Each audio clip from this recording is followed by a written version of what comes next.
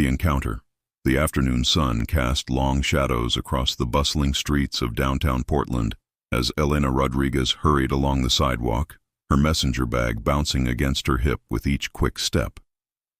The familiar weight of her laptop and design sketches reminded her of the successful client presentation she'd just completed, and despite the exhaustion creeping into her shoulders, she couldn't suppress the small smile playing at the corners of her mouth. At 24, she was finally building the freelance graphic design career she'd dreamed of since college. The October air carried the scent of fallen leaves and distant coffee shops, and Elena found herself taking a slightly longer road home through the historic district. She loved this part of the city, where century-old brick buildings housed trendy boutiques and galleries, their windows glowing warmly in the late afternoon light. Street musicians played on corners, their melodies mixing with the gentle hum of conversation from sidewalk cafes. 3 blocks from the transit station, Elena noticed them. 3 men had been walking behind her for the past 2 blocks, their voices growing louder and more insistent. At first, she'd dismissed it as coincidence. Downtown Portland was crowded after all, and people walked in the same direction all the time. But when she'd stopped to tie her shoelace and they'd lingered nearby, pretending to examine a storefront, the knot in her stomach had tightened. "Hey, beautiful. Where are you going in such a hurry?" Elena's pulse quickened. She kept walking, focusing on the rhythmic click of her boots against the concrete, trying to project confidence she didn't feel. The voice belonged to the tall one with the scraggly beard. She'd caught glimpses of him in shop windows' reflections. "Come on, don't be rude." "We're just being friendly." Another voice joined in, this one belonging to a stocky man in a worn leather jacket. Elena increased her pace, her designer bag suddenly feeling like a beacon advertising her as a target. The rational part of her mind knew she should duck into one of the busy shops, but pride and a stubborn streak inherited from her grandmother kept her moving forward. "She thinks she's too good for us, Derek," the third man called out, his voice carrying a note of malice that made Elena's skin crawl. Derek, apparently the leader, laughed, a sound devoid of humor. "Maybe she needs some help learning manners." Elena's heart hammered against her ribs as footsteps quickened behind her. She risked a glance over her shoulder and saw them closing the distance. Derek's face twisted into what he probably thought was a charming smile but looked more like a predator's grin. "Seriously, gorgeous, we just want to talk. No need to be stuck up about it." The busy street suddenly felt isolating despite the presence of other pedestrians. Elena noticed how people seemed to look away, their faces carefully neutral as they passed. The unwritten urban rule of minding your own business had never felt more suffocating. That's when she spotted him. Across the street, a man in a navy peacoat was walking in the opposite direction, his head down, absorbed in a thick paperback book. Even from a distance, Elena could see he was tall and lean, with dark hair that needed a trim and glasses that caught the afternoon light. Everything about him screamed harmless intellectual, from his worn leather messenger bag to the way he unconsciously adjusted his glasses every few steps. Benjamin Clark had always been more comfortable with books than people. At 32, he'd found his perfect niche as head librarian at the Portland Central Library, spending his days helping patrons find the information they needed and his evenings lost in literature. He'd been heading home from a rare afternoon appointment with his dentist, already mentally planning the quiet evening ahead with a cup of tea and the new biography he'd been saving. The commotion across the street penetrated his literary fog gradually. At first, it was just raised voices mixing with the usual urban cacophony. But something in the tone, a combination of aggression and pleading, made him look up from his book. What he saw made his stomach drop. A young woman with long, dark hair was walking quickly down the sidewalk, her shoulders tense, while 3 men followed close behind. Even from across the street, Ben could read the fear in her body language and the predatory intent in theirs. Ben's first instinct was to look away. He'd never been the type to get involved in confrontations. Throughout school, he'd been the quiet kid who avoided bullies by becoming invisible.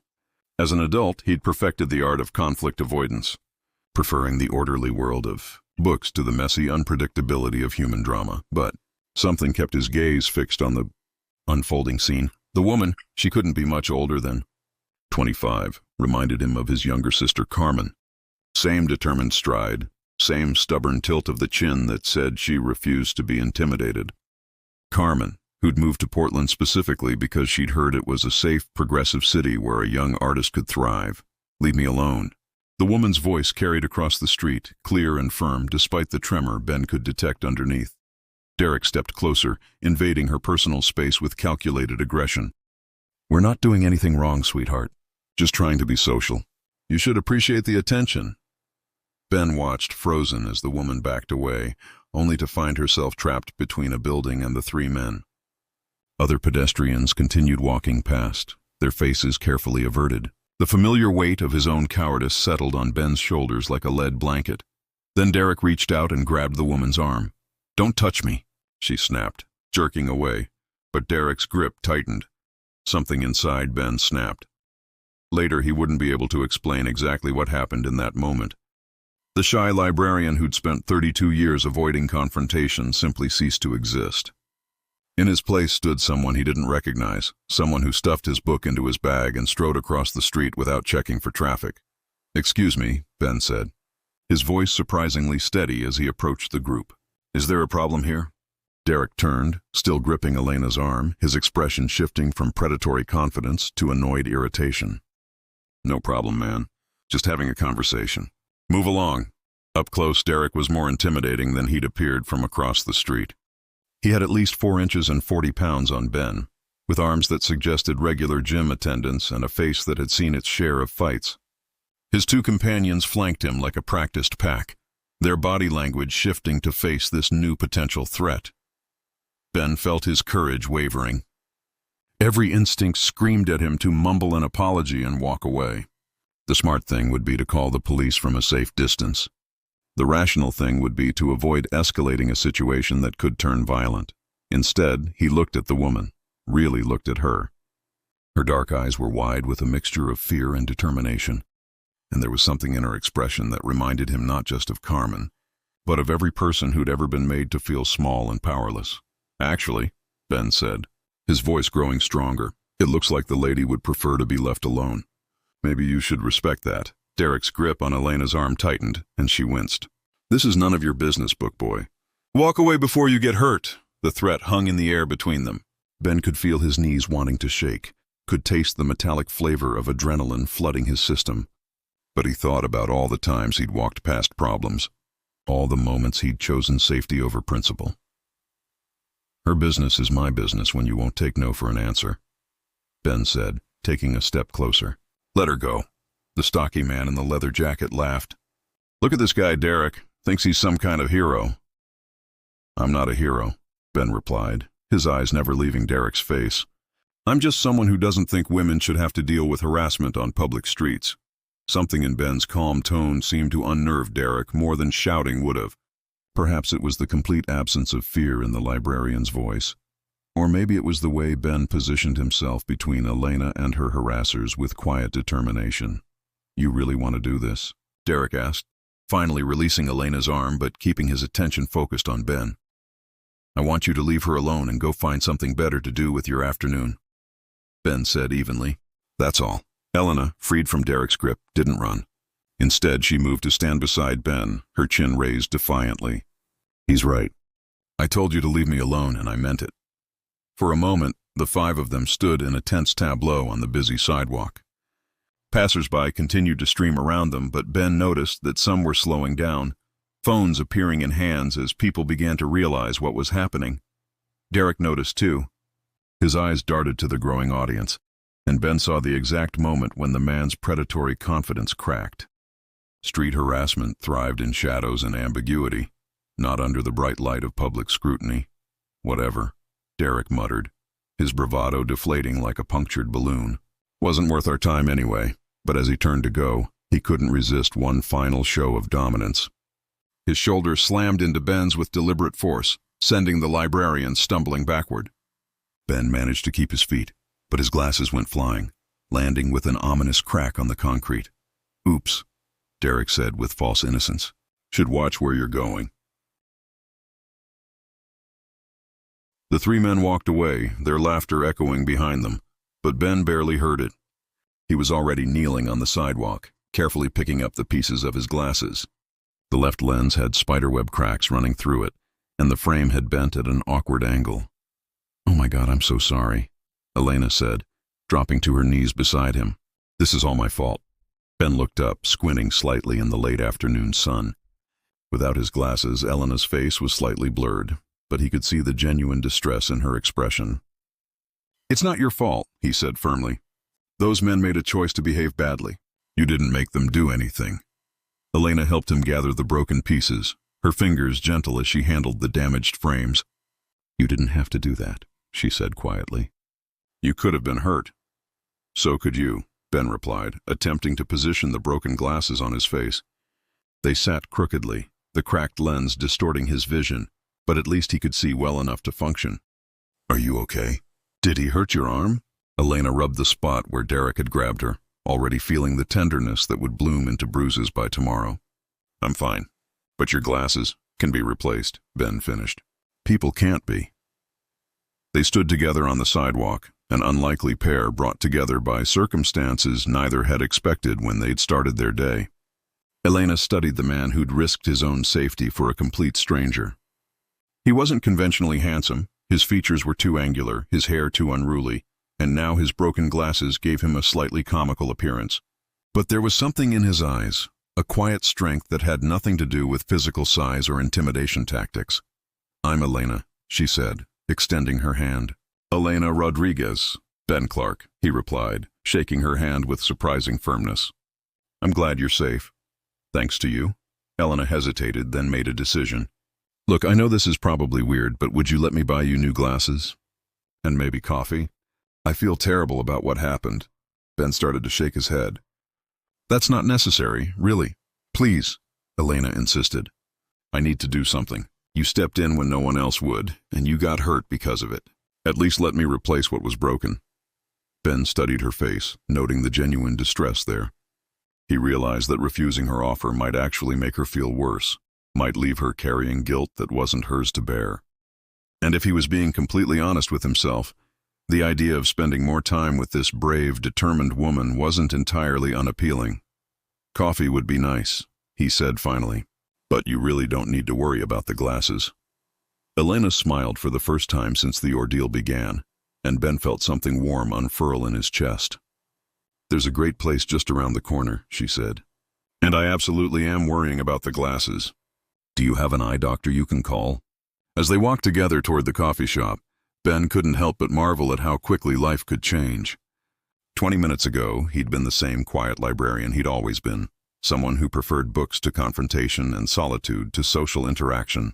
Now he was walking beside a woman whose courage in the face of harassment had inspired him to find a bravery he hadn't known he possessed. "Can I ask you something?" Elena said as they paused at a crosswalk. "Of course. What made you cross the street?" "Most people." She gestured vaguely at the busy sidewalk around them. "Most people look the other way." Ben considered the question seriously. "I have a younger sister," he said finally. "She's about your age, lives here in Portland. I kept thinking about what I'd want someone to do if she was in your situation." Elena nodded, understanding flickering in her eyes. "The golden rule." "Something like that." Ben adjusted his broken glasses with a rueful smile. "Though I have to admit, I'm not usually the type to get involved in situations like that. I'm more comfortable with books than people." "Well, you did pretty well for someone out of his comfort zone," Elena said as the light changed and they crossed the street. "You were amazing, actually." Ben felt heat rise in his cheeks. "I don't know about amazing. Terrified, maybe." "Courage isn't the absence of fear," Elena quoted. "It's acting in spite of fear." Mark Twain? Ben guessed. Close. Maya Angelou, I think.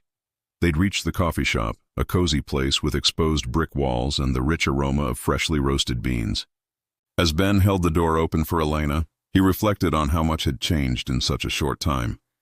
The quiet librarian was still there, still preferred books to conflict, still felt more comfortable in the ordered world of literature than the unpredictable realm of human interaction.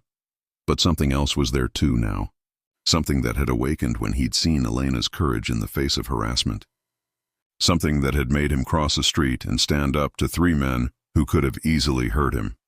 As they found a table by the window and Elena insisted on buying him coffee and a pastry, Ben realized that sometimes the most important chapters in a person's story begin with the simplest choice. To step forward instead of stepping away, to speak up instead of staying silent, to choose compassion over comfort. The afternoon sun slanted through the coffee shop windows, casting golden light across their table as two strangers began the process of becoming something more.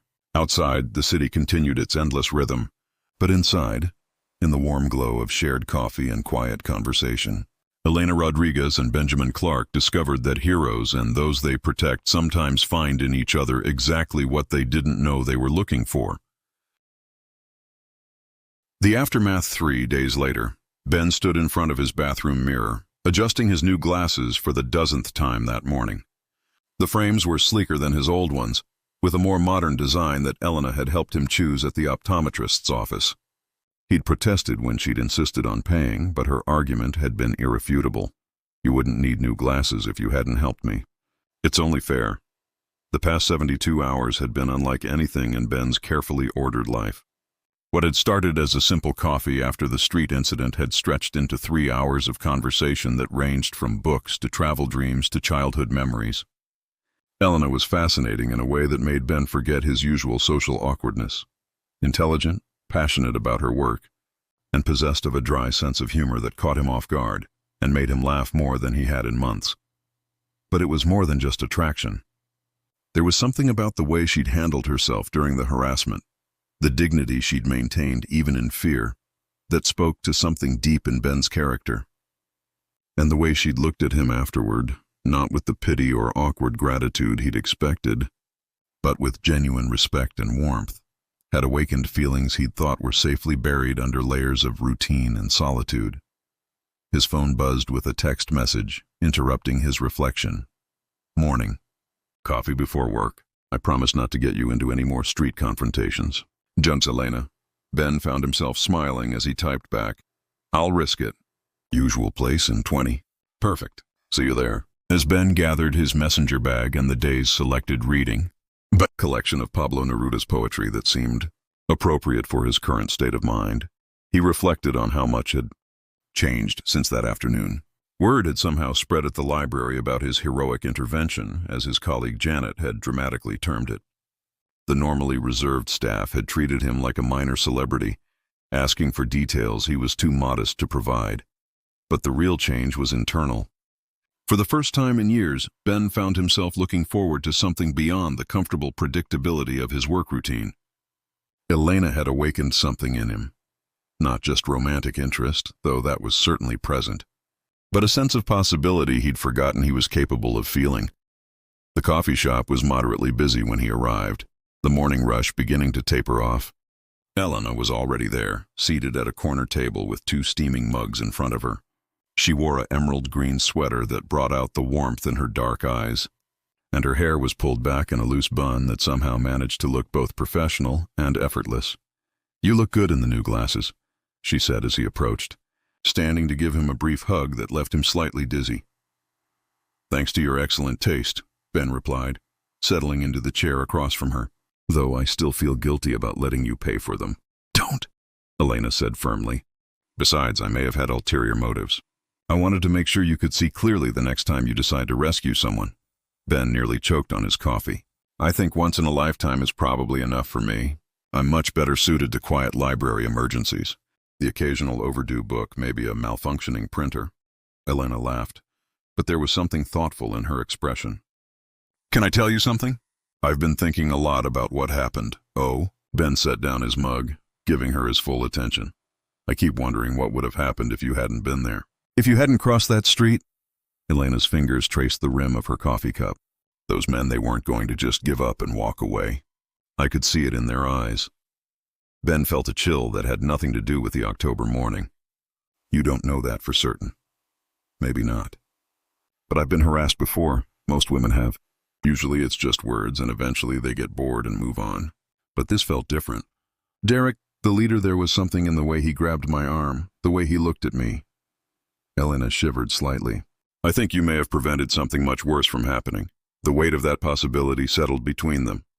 Ben had been so focused on Elena's immediate safety and his own surprise at his uncharacteristic bravery that he hadn't fully considered what might have escalated without intervention. "I'm glad I was there," he said quietly, "but I hope you know that what happened wasn't your fault in any way.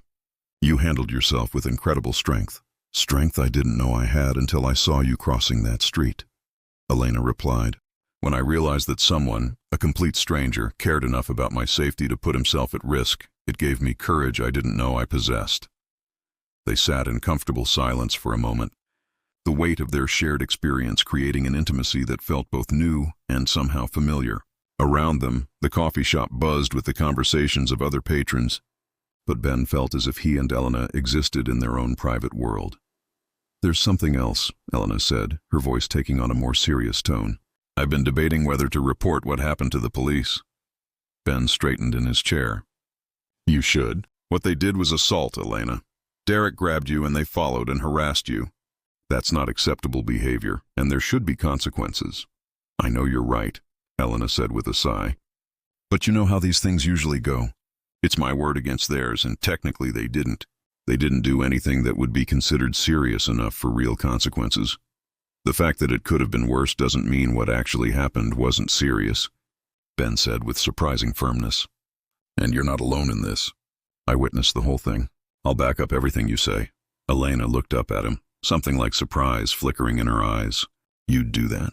Go to the police station, give a statement, potentially have to testify if it goes anywhere. Of course, Ben said without hesitation. Elena, those men committed a crime. They made you feel unsafe in your own city, and they did it because they thought they could get away with it. If we don't report it, they'll do it again to someone else who might not have anyone willing to step in. The conviction in his voice surprised them both. This wasn't the conflict-avoiding librarian speaking, but someone who had discovered that some things were worth fighting for. Okay, Elena said, her voice steady with newfound resolve. Let's do it. Will you come with me? Try to stop me, Ben replied with a smile that made Elena's heart skip. 2 hours later, they sat in the waiting area of the Portland Police Bureau's Central Precinct. Having just finished giving their statements to Officer Janet Kim, a patient woman in her 40s who had listened to their account with professional attention and obvious sympathy. I have to be honest with you, Officer Kim had told them as she concluded her notes. Without more evidence or additional witnesses, it's unlikely we'll be able to make arrests. But your report creates an official record, and if these men are reported again, we'll have a pattern of behavior documented. Elena had expected as much, but she felt better for having made the report. The act of officially describing what had happened, of having it taken seriously and recorded, felt like reclaiming some of the power that Derek and his friends had tried to steal from her. Thank you for coming in, Officer Kim said as she walked them to the exit. And sir, she added, addressing Ben, thank you for getting involved. Too many people look the other way these days.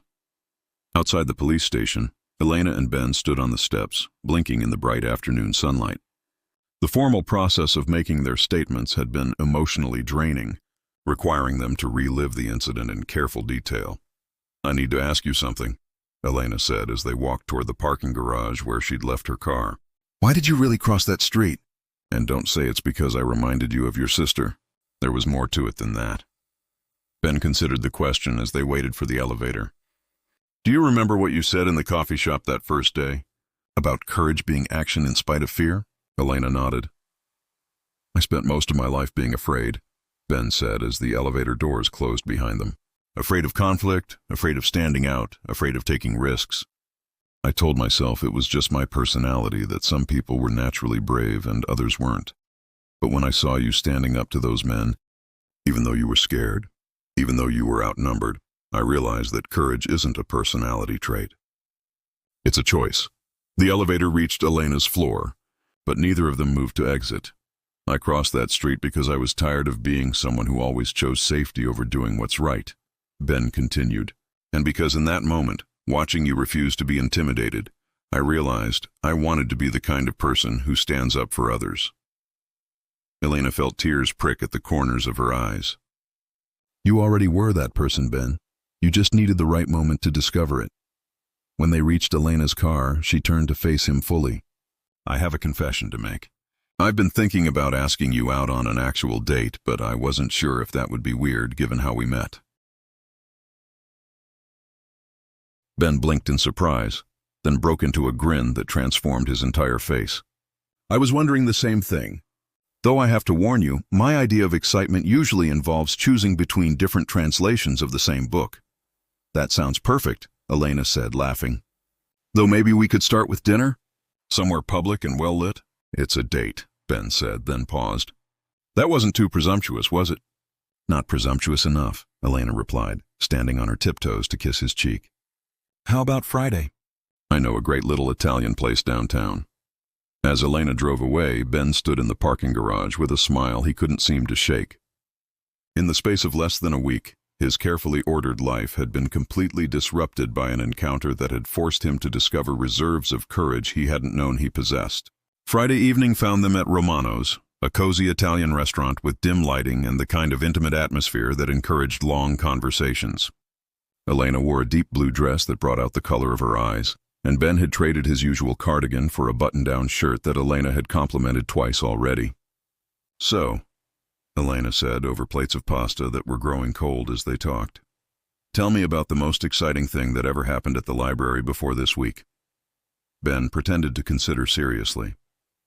Well, there was the great card catalog reorganization of 2019, very controversial. Some people still haven't forgiven me for switching to the Dewey Decimal System. Elena laughed so hard she nearly choked on her wine. You're terrible. I meant like interesting research requests, or famous authors visiting, or mysteries that needed solving. Actually, Ben said, warming to the topic, there was this elderly gentleman who came in last year with a letter his grandmother had written to a soldier during World War II. He'd never mailed it, and he wanted to try to find the soldier's family to deliver it posthumously. It took 3 months of research, but we tracked down the soldier's great-grandson in Seattle. That's beautiful, Elena said softly. Did you get to see the letter delivered? The great-grandson drove down to meet the gentleman. They spent an afternoon sharing stories about their ancestors. It was one of those moments that reminded me why I love what I do. Elena reached across the table to touch his hand. You're a good man, Benjamin Clark. Your profession suits you perfectly. What about you? Ben asked. What's the most rewarding project you've worked on? Elena's face lit up. Last year, I designed the branding for a nonprofit that provides art therapy for trauma survivors. The logo needed to convey hope and healing without being cliché or patronizing. It took weeks to get right, but when I saw how the clients responded to it, how it helped them feel represented and understood, she shrugged. It reminded me that design isn't just about making things look pretty. It's about communication, about helping people feel seen. As the evening progressed, they discovered a dozen small compatibilities and shared interests. Both loved foreign films and had strong opinions about coffee preparation. Elena had studied abroad in Italy during college. Ben had taught himself Italian to read Dante in the original. They both preferred small gatherings to large parties and had complicated relationships with social media. But it was their differences that proved equally engaging. Elena's adventurous spirit balanced Ben's cautious nature. His steady presence seemed to anchor her restless energy. Where she was impulsive, he was thoughtful. Where he was reserved, she was open and expressive. I should probably get going, Elena said reluctantly as the restaurant began to empty around them. Early client meeting tomorrow. Of course, Ben said, signaling for the check. Thank you for tonight. He paused, searching for adequate words. This was really wonderful. Thank you for making it wonderful, Elena replied. Outside the restaurant, they walked slowly toward Elena's car, both reluctant to end the evening. The October air was crisp and clear, and the downtown streets hummed with the energy of a Friday night. Ben, Elena said as they reached her car, I know this might sound crazy, but I feel like I've known you longer than a week. It doesn't sound crazy, Ben replied. I feel the same way. Elena stepped closer and Ben felt his heart rate accelerate. I'd like to see you again soon. Tomorrow? Ben asked, then immediately looked embarrassed. Sorry, that's probably too eager. Tomorrow sounds perfect, Elena said, rising up on her tiptoes to kiss him softly. It was a gentle kiss, sweet and full of promise, and when they separated, both were smiling. Tomorrow it is, Elena said, getting into her car. And Ben, thank you for everything. As Elena drove away, Ben stood on the sidewalk watching her taillights disappear into the flow of traffic. A week ago, he would never have imagined that a single moment of courage could lead to such profound change in his life. He'd found not just romance, but a new understanding of himself and what he was capable of when the situation demanded it. The quiet librarian was still there, still preferred books to crowds and solitude to social complications. But there was someone else there now, too. Someone who had learned that the most important chapters in any story often begin with the decision to step forward instead of stepping back, to choose connection over safety, to believe that love is worth the risk of vulnerability. 6 months later, Elena would move into Ben's apartment above the used bookstore, bringing her easel and her laughter and her talent for finding adventure in everyday moments. A year after that, Ben would propose during a quiet evening at home, offering her a ring he'd hidden inside her favorite poetry book.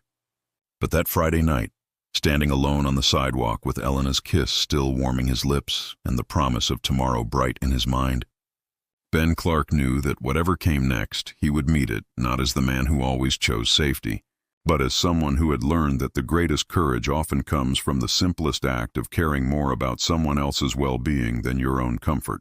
The city hummed around him, full of stories and possibilities, and for the first time in his life, Ben felt like he was living in the most important one of all,